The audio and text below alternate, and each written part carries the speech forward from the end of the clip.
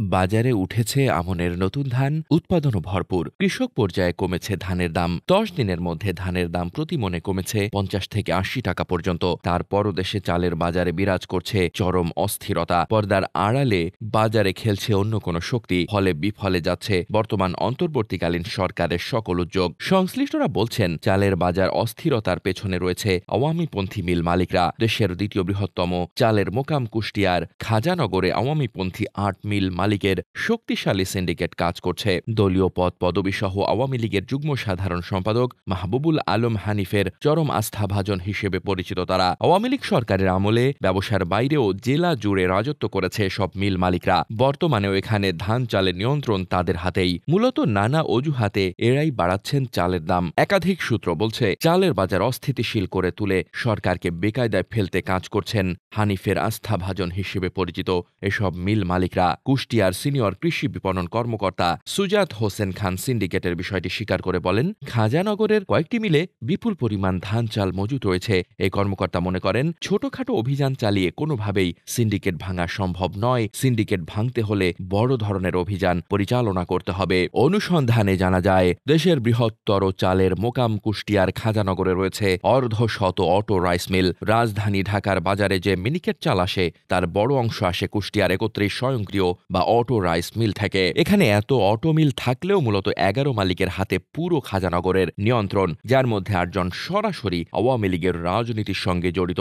খাজানগরের সকল মিলে যে পরিমাণ চাল উৎপাদন হয়, তার সমপরিমাণ চাল উৎপাদন করে থাকেন ১১ মিল মালিক এবং প্রায় ৬০% ধান চাল মজুত থাকে তাদেরই গুদামে। সাধারণ মিল মালিকদের অভিযোগ, বড় বড় মিল মালিকদের কলকাঠিতে চালের বাজারে বিরাজ করছে চরম অস্থিরতা। সূত্রে জানা যায়, খাজানগরে ধান চালের রাজত্ব করেন রশিদ অ্যাগ্রো ফুড প্রোডাক্টস লিমিটেডের আব্দুর রশিদ, সুবর্ণা রাইস মিলের জিন্নাহ, দেশ অ্যাগ্রো ফুডের আব্দুল খালেক, স্বর্ণা রাইস মিলের আব্দুস সামাদ, গোল্ডেন রাইস মিলের জিকু, জাফর এগ্রো ফুডের আবু জাফর, ফ্রেশ এগ্রো ফুডের ওমর ফারুক, দাদা রাইস মিলের আরশেদ আলী, প্রগতি রাইস মিলের হজরত আলী, ফরেস্টার রাইস মিলের মফিজ উদ্দিন ও ব্যাপারী রাইস মিলের তোফাজ্জল ব্যাপারী। এসব মিল মালিকের মধ্যে ৮ জনই আওয়ামী পরিবারের। তার মধ্যে ৪ জন সরাসরি রাজনীতির সঙ্গে সক্রিয় রয়েছে পদ পদবি। এরা হলেন কুষ্টিয়া উপজেলা আওয়ামী লীগের কোষাধ্যক্ষ ও ফ্রেশ অ্যাগ্রো ফুডের মালিক ওমর ফারুক, কুষ্টিয়া শহর আওয়ামী লীগের ১ নম্বর ওয়ার্ডের সাধারণ সম্পাদক ও জাফর এগ্রো ফুডের মালিক আবু জাফর, কুষ্টিয়া সদর উপজেলার বটতৈল ইউনিয়ন আওয়ামী লীগের সাধারণ সম্পাদক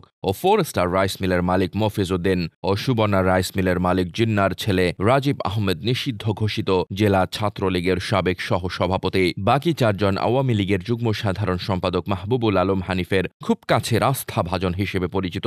এর মধ্যে দেশের চাল সিন্ডিকেটের মূল হোতা এবং যার ইশারায় দেশে চালের দাম ওঠানামা করত, সেই আব্দুর রশিদও ছিলেন মাহবুবুল আলম হানিফের অত্যন্ত আস্থাভাজন। আব্দুর রশিদের ভাই সিদ্দিকুর রহমান ছিলেন কুষ্টিয়া জেলা বিএনপির কোষাধ্যক্ষ।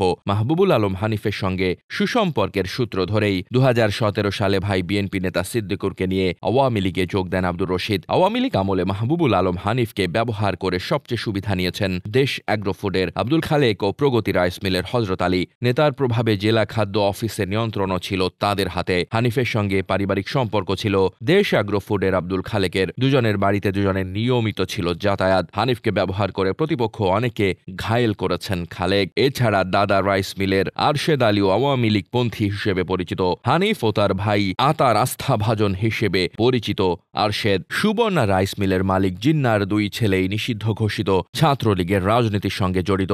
বড় ছেলে রাজীব আহমেদ কুষ্টিয়া জেলা ছাত্রলীগের সাবেক সহ সভাপতি। ওই এলাকার শান্তির মোড়ে সুবর্ণা রাইস মিলের প্রধান কার্যালয়। ওই কার্যালয়ে ২য় তলায় অভিজাত একটি কক্ষ রয়েছে। ওই কক্ষের জন্য ৫ লাখ টাকা দিয়ে ২টি কাঠের চেয়ার তৈরি করেছেন জিন্নাহ। সেই চেয়ার ২টি সংরক্ষিত ছিল শুধু আওয়ামী লীগের যুগ্ম সাধারণ সম্পাদক মাহবুবুল আলম হানিফ ও তার ভাই সাবেক উপজেলা চেয়ারম্যান আতাউর রহমানের জন্য। আর ফ্রেশ এগ্রোর মালিক ওমর ফারুক ছিলেন হানিফের ভাই, আওয়ামী আমলে কুষ্টিয়া নিয়ন্ত্রক সাবেক উপজেলার চেয়ারম্যান আতাউর রহমান আতার সকল অপকর্মের সহযোগী। কোনোদিন দলের সঙ্গে সম্পৃক্ত না থাকলেও আতার আস্থাভাজন হিসাবে রাতারাতি হয়ে যান কুষ্টিয়া সদর থানা আওয়ামী লীগের কোষাধ্যক্ষ। ব্যবসায়ীরা জানান, জুলাই আগস্টে ছাত্র আন্দোলনের পর বেড়ে যায় চালের দাম। এরপর আর স্বস্তি ফেরেনি বাজারে। আরেক দফা বেড়েছে দাম।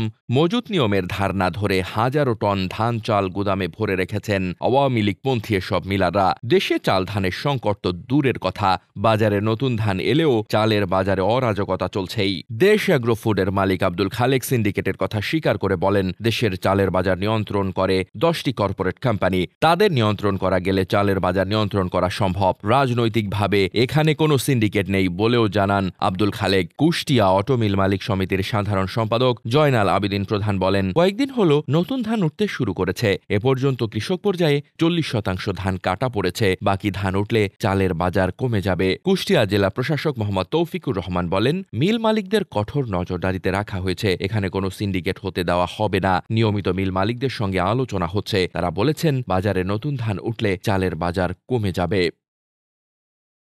ডেস্ক রিপোর্ট, বার্তা বাজার।